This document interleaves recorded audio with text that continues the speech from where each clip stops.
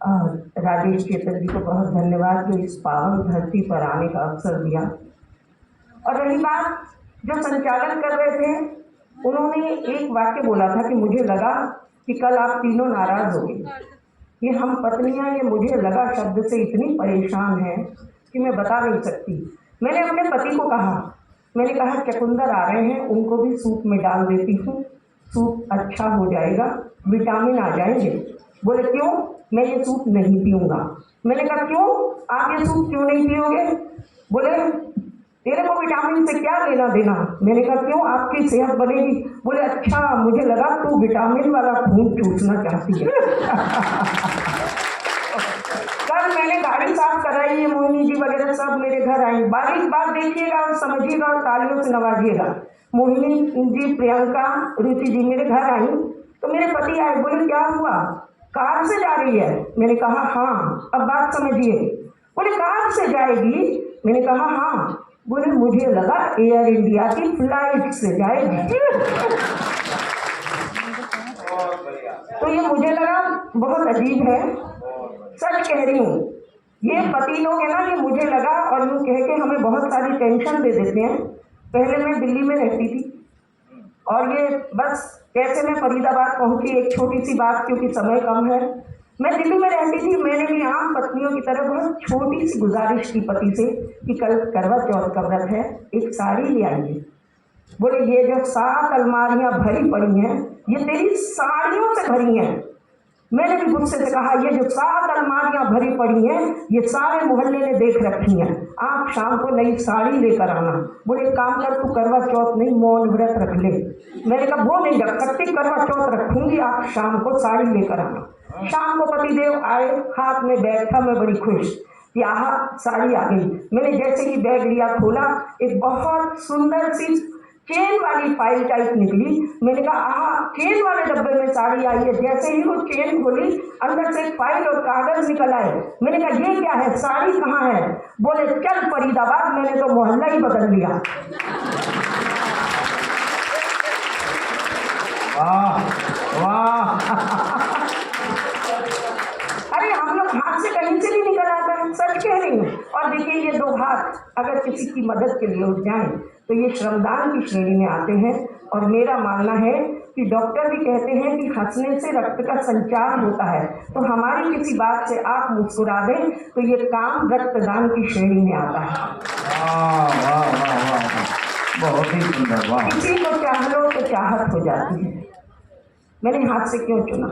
किसी को चाह लो तो चाहत हो जाती है, अपना बना लो तो आदत हो जाती है।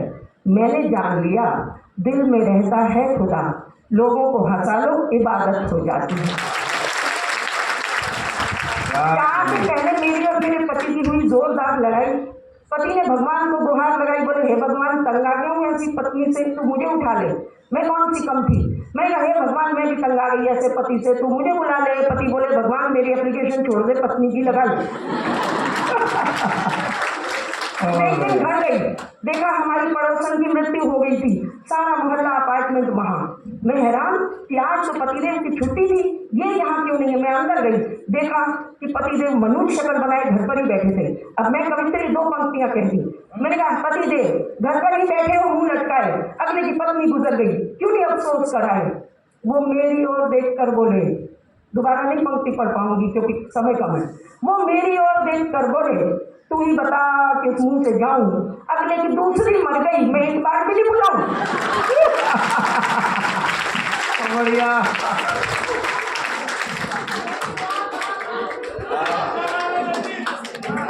हम दोनों पति पत्नी इसी तरह लड़ते झगड़ते जिंदगी गुजार लिया करते हैं, पर हम दोनों एक दूसरे से नहीं, उस ऊपर वाले से डरते हैं। वो जैसे चाहे डुगडुगी बजाता है, वो जैसे चाहे सबको नचाता है, सिर्फ और सिर्फ उसी के हंसाने से हंसती है ये दुनिया, वरना इस दुनिया में कौन है जो दूसरों को हंसाता है। आज आप हम कोई भी हो, मुन्नों के लिए बहुत कुछ लिखकर लाई थी पर नहीं कह पाऊंगी।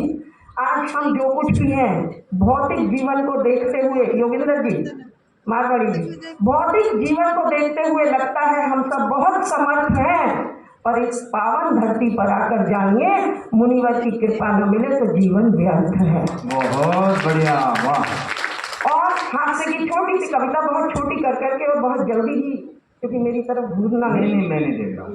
वैसे भी महिलाओं को बोलने ही कम दिया जाता है, बिना बात के टेंशन।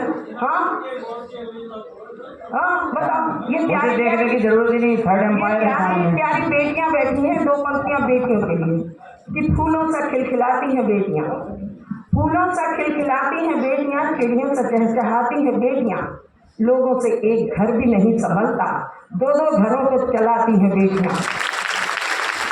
फूलों से खिलखिलाती हैं बेटियां, चिड़ियों से चहचहाती हैं बेटियां, दीवारों से बनते हैं सिर्फ मकान, दीवारों से बनते हैं सिर्फ मकान, उन मकानों को घर बनाती हैं बेटियां, फूलों से खिलखिलाती हैं बेटियां। और देखिए हमारे हिंदुस्तान में बहुत सारी प्रथाएं हैं जो कुछ प्राचीन लोग बैठे हैं, अभूतपूर्व युवा सब जानते हैं। हाँ हाँ, मेरे समय की भी बात है, टेंशन क्यों ले रहे हो? टेंशन आप मत लो, मैं भी नहीं लेती। टेंशन क्या करनी है, लेकिन लेना ही चाहते हो, कार लो, बंगला लो, लोन लो, निकल लो। काहे की टेंशन लेनी? तो मैं बता रही हूँ कि देखिए सती प्रथा हमने पढ़ा, बहुत बुरी थी, खत्म हुई। फिर दहेज प्रथा आई, बहुत बुरी थी, खत्म हुई। गर्भ में लड़कियों को मारने की प्रथा भी चल पड़ी थी देश में, खत्म हुई, अच्छा हुआ। लेकिन एक प्रथा बहुत अच्छी थी और आप सब जानकर हैरान होंगे, हम पुराने भी और आप नए भी, हमारे देश में प्रथा थी बहुत अच्छी थी, पर वो प्रथा खत्म कर दी गई। वो प्रथा थी बच्चों को कूटने की प्रथा। ये जो आज आपके सामने बैठे या खड़े हुए